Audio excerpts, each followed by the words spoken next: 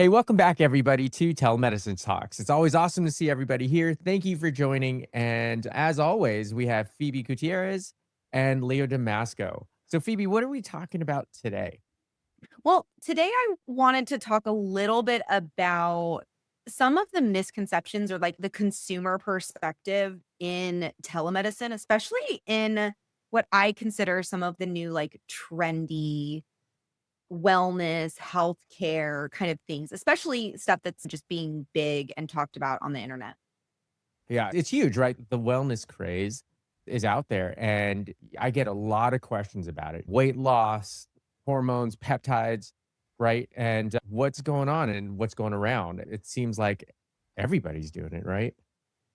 Yeah, it's really hot. So it's always kind of difficult for me because I'm like, oh, am I in like a social media vortex that I can't get out of? Or are everybody my age seeing the same stuff that I'm seeing? But for me as a woman, I am almost like inundated with information about peptides, longevity, biohacking, hormone changes, perimenopause, menopause, like all the things, right? And so one of the things that I do for a lot of clients is I help them launch programs that are doing, let's say, an TRT or an HRT program, hormone replacement therapy, testosterone replacement therapy. And interestingly enough, like for me, one of the things that I really try to avoid in all aspects is I am a patient when I go through these experiences. I do not want to pretend that I understand the compliance side. Like I'm coming from it from a paying patient. And so Mm. as I get to work with different companies, I get to also like test different workflows, try different things.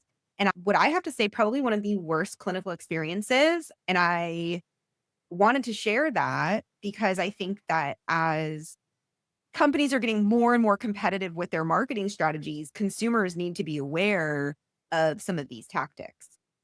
Yeah, walk us through what's going on or what So, happened. yeah, so interestingly enough, I mean, and I think we've all spoken about it on the show, but it's the idea of how do I comply with the state requirement? Do I need to have like a face to face visit before I prescribe? Do I Mhm. not need to have a face to face visit before I prescribe? What questions do I need to ask? Do I need to collect this? Do I need to collect that? Right. Now, as a consumer, how often consumers don't necessarily know, right? Like, these are the requirements, right? There's nobody saying, "Hey, you live in this state. This is what to expect," right? So, yeah.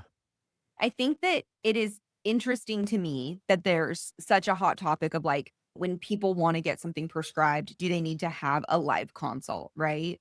Now, working in private practice, it's so funny because none of the clients that I have on the private practice side would dream of prescribing anything without having a 15, 30-minute live intake. And we're going to talk about it and we're going to make sure everything's sorted out.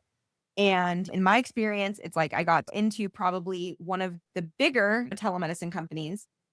You fill out a quick form, you tell some side effects. I'm a 38-year-old woman. Yes, I'm tired. Yes, I'm moody. Yes, I think I'm going through perimenopause. Absolutely.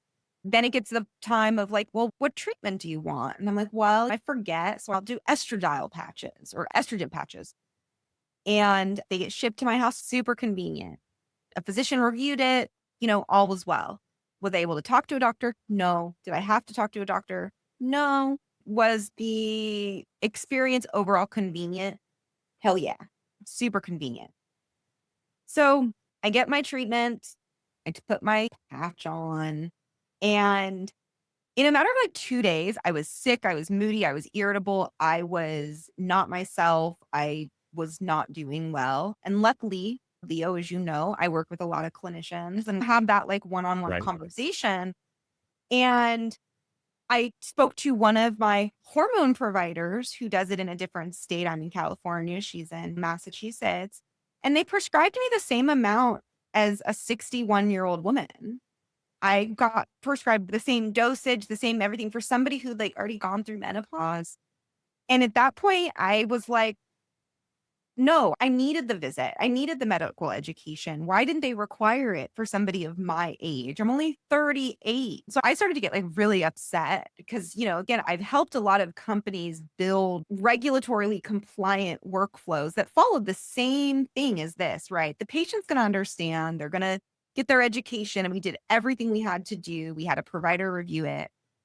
But at the very end of it, it was like I was overprescribed. I paid $1,000 and I didn't even get the piece that I actually paid for, which was like the personalized nature of the medical education around like me and my body and my labs. And so it got me really thinking about this concept that so many companies and physicians and clinicians are so worried about the compliance side when in reality, it's like, did they comply or break any law or any rule? Absolutely not. Do I feel like it was slight malpractice? Yeah, I do feel a little slighted. Like a provider should have had a conversation or they should have been forced or, I felt like I should have gotten a little bit more care than I received. And my biggest issue is that you have 99% of consumers that don't have a person in Massachusetts that they could pick up the phone and call and go, I feel wonky or I feel this or I feel that. And they're kind of stuck in this self-prescribing mode. Now, I'm pretty accustomed to a lot of these asynchronous platforms, right? And that's what you're talking about, right? You filled out a questionnaire, and I'm assuming the questionnaire was, quote, tailored to you, right? Because what we're talking about is store and forward kind of practice, right? And the physicians listening to this, right? There's different types of practices. And if you've listened to this long enough, we've talked about it. But so you're going through this store and forward asynchronous platform, and the questionnaires that you were filling out should have been tailored to you. Basically, it should have been kind of a live form where it's almost like choose your own adventure, right? And it wasn't just a strict Yeah. form where you're filling in the blanks, but if you answered one way, then, the question stem would branch out into another way, so forth and so on. Did you feel like the questionnaire was tailored to you? Or like, I'm assuming it asked your age, it Yeah. asked, have you gone through menopause or early menopause or anything like that? And I'm wondering what kind of protocols were in place. Like when you filled the questionnaire, was there any confirmation? Like, hey, this is the information. Does this seem right? Are you good with that? Yeah. All the boxes were checked, right? It was a Yeah. dynamic questionnaire. There wasn't any like leading. They had the medical education in there to kind of talk about like the pros and the cons of each Yeah. thing. Yeah. Again, it passed the compliance hat. And again, this is a massive company that Yeah. I can guarantee has a bigger compliance budget than like any company probably on this earth right now. And knowing the company, yeah, I know they have a big compliance. I know they're really good in terms of compliance. As a provider, when you start working with these companies, and as we talked about it before, you should have the ability to grade who you're working for and making sure that they're very compliant. And I know this company, in terms of that compliance piece, is pretty good. I'm very comfortable working with them, knowing that they're not throwing me into the mix. Now, there may be some questions. They had questions in the past about leading questions, so forth and so on. But I think that was also nixed as well. But so what was your biggest rub then? Is it, you had the side effects. Is it because you couldn't then get in touch with anybody?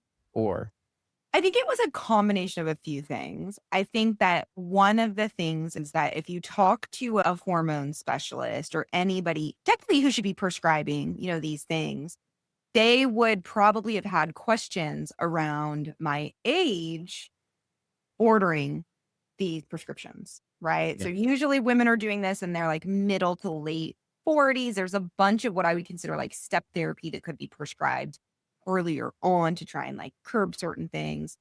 Again, I personally come from like old fashioned, like I don't think that any consumer should be able to click and buy when it comes to treatment. So for me, like having to pick what kind of treatment I wanted, I think was a little problematic. I think the second thing is that from my perspective and the other providers that I spoke to, I was given like the max dose versus like a starter dose or like I guess in GLP-1 world, it's called titrating up and all of that. yeah, yeah, But there was none of that kind of explained. I think what's interesting is when you go through the experience, you're perfectly fine because you're like, "Oh, it's really convenient." It's not until you actually talk to a good provider where you're like, "Oh, crap, I got none of this." Right? yeah. And I could have been doing what to myself? And I could have to me, it is that scary thing where treatment is something that we leave the professionals to, the physicians, the trained individuals to be able to prescribe to us versus the whole self-prescribing thing. Yeah. So to me, it was not having the full understanding of the dosing. And interestingly enough, I tried to go into the app and understand like the dosing multiple times and like it just was missing. And so finally it was like, oh, okay, I'll look at the patch. And it was like, oh, the max dose. And yeah, and then the inability to kind of talk with a live person and everything needing to be asynchronous, I think also was pretty problematic.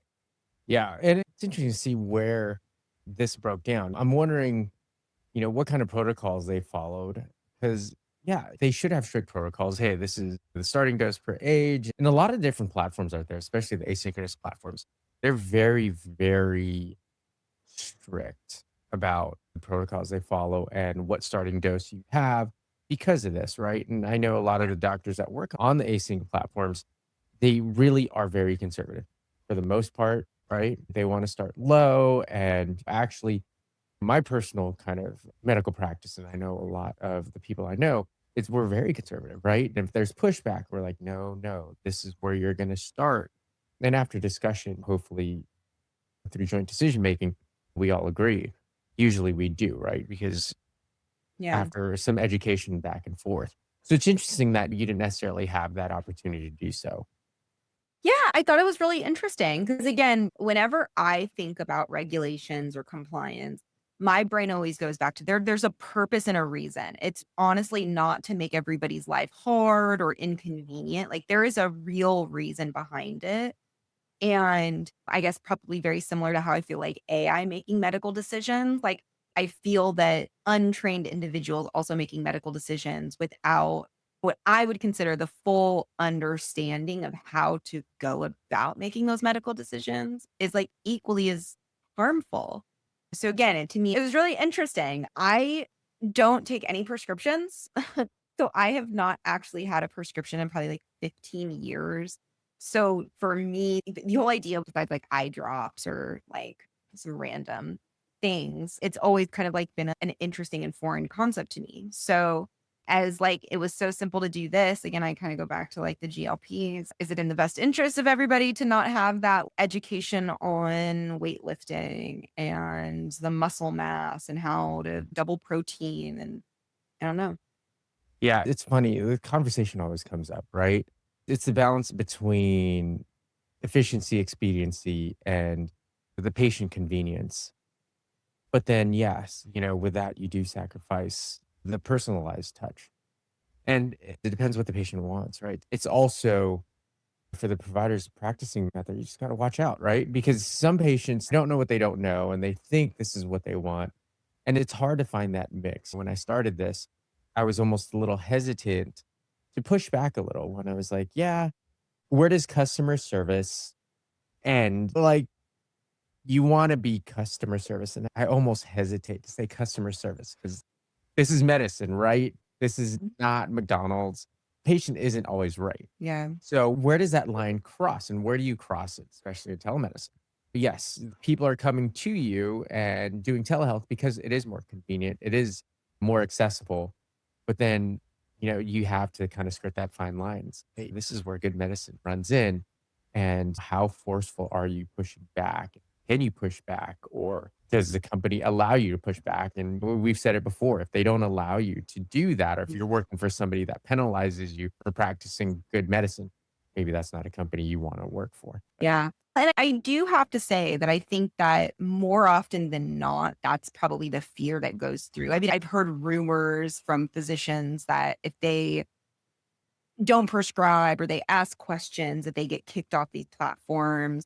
So to me, it is this kind of like interesting concept to think about because I've also heard like physicians only get paid if they prescribe on these platforms. So to them, it's like you could review an async screener. And if you don't actually prescribe or you need to follow up with that person, like you don't actually get compensated. So it's really disincentivized for the physician to kind of, I don't know. I mean, I don't want to say that there's like a weird moral ground, but I could see where it does blur the line a little bit. Yeah. You talk to the doctors that haven't gone telehealth or have criticisms about telehealth. It's like, hey, You're a telehealth doctor, you're just slanging meds, right? Yeah. You're just a pill pusher.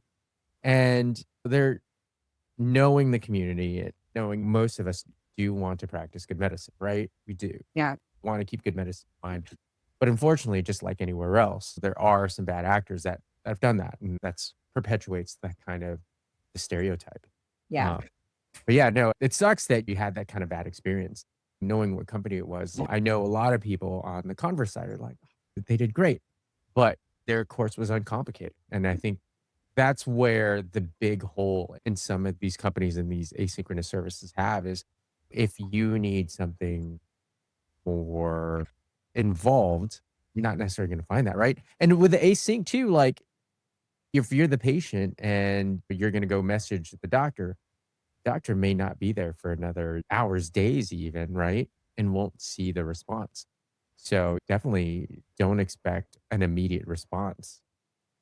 Yeah, I think there's a lot of kind of like issues. Like I said, I don't think like doctors even get compensated for the follow-up. So it's the messaging back and forth, I think is also a little tricky. Oh, yeah.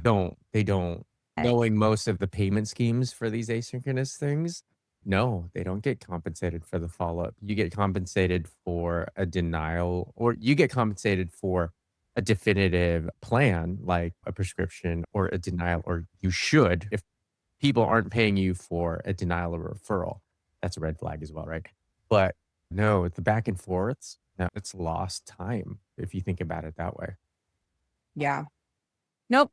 I mean, it was kind of eye-opening for me because to me, I really did think that I knew enough about this space that I could self-diagnose, I could self-prescribe. I didn't self-prescribe, but you get what I'm saying. Like Yeah. I understood enough that like, no, I need this. And again, it wasn't until I was like, oh my gosh, I am wigging out. Like, why am I so irritable? This isn't normal. I don't feel normal. To me, it made me sad, of course, because I think that a lot of the marketing is a little predatory. You're taking advantage of somebody in a very desperate moment. Like, I mean, you're a dude, so I'm sure if you asked your wife, the process of aging is really hard on women. And I think it's misunderstood. And no two women feel the same. You go through stuff at different ages and stages and have different symptoms. And at the end of the day, you don't feel like yourself and you'll do whatever you can to feel better. Yeah. And I mean, we should get Diane and Teresa back on and do a whole session about it because for me, that's what's predatory in nature. Is my whole Instagram feed is hormones, peptides, feel better, perimenopause, take estrogen, take this, take that. And without having a provider to go, look, you're 38. I don't think it's a good idea. You have all these other things you could try. Have you tried all these other things? Giving me almost like a guaranteed of like, "Look, you just buy this thing, it costs this money." I mean, I Yeah. clicked, I bought. You're like, "Yes, perfect." Guys, mommy's gonna be happy now. Mommy's not gonna be angry anymore. Yeah, and maybe it was also like a little mental thing. I have no idea, but I did feel like almost a very instant influence on like how I was feeling for the negative. Yeah. And again, my concern is like I was able to, after 3 days, picked up the phone, shout out North Star Integrative Medicine in Massachusetts. And I had a conversation with one of my physician assistant clients who like really walked me through, like basically poked holes in the whole workflow, said at this point you needed to do this, at this point you need to do that. They should have asked this question, they should have asked that question. We spent like an hour kind of really building what I would consider a personalized care plan that actually she told me she thinks I should have gotten testosterone. Complete opposite. But again, that's what I'm saying is like it was a really interesting thing for me to go through because I have these conversations with people and I really thought that I was educated enough to do it. And I'm not. Like, we need doctors, we need clinicians to do this stuff, not robots Yeah. and apps. Yeah. No, it's definitely a fine line there, and I think we're gonna see more and more of this, right? It's just these companies are coming up, and a lot of people, because of the convenience, are like, "Yeah, let's go do it." And you're right, they know how to market real well. They do, right? Ads on Super Bowl, everywhere, right? Yeah. It's like you get sucked into a vortex and, at the end of the day, I think everybody just wants to feel better. I think to my point, and one of the problems with my issue with GLP is that at the end of the day, I qualify for GLP. Do I need to take a GLP or should I maybe like actually go to the gym and like stop working so much? Like, yeah, it's probably that. Well, that's Um, the easy answer, right? Like, part of me is like, "Man, should I take a smaller dose?" Like, and I could eat whatever I want, you know? Yeah. yeah, it's exactly that of like, okay, well, I could get GLPs from just about like anywhere if I really wanted to. And yeah, should I just do that? And again, like, to me, I'm so read up on the right way to do things that I would never, but I just feel like a lot of people don't. And again, in a world where we live in, everybody wants everything to be so easy. And I just want people to not be tricked into doing stuff that's going to impact their health. Yeah, it's so easy, right? It's because information, right or wrong, is so available, and yeah, it's a lot of consumers out there don't know how you're lucky, right? Like you said, you have resources that a lot of people don't have, and yeah. Hey, this is interesting, and I'd love to hear about other people's experiences, either as a consumer, a patient, or even a physician working this, and what your thoughts are. And maybe, hopefully, we could have kind of competing kind of ideas. Please reach out, join the show if you want to come on. I love hearing both of us talk, but it'd be awesome to get a good conversation about what different people are doing and different experiences. So definitely reach out at info@telemedicinetalks.com, or you could reach out at leo@telemedicinetalks.com and Phoebe at telemedicinetalks.com. Yeah, no, thank you for joining, and we'll see you all again next time. Thanks for joining.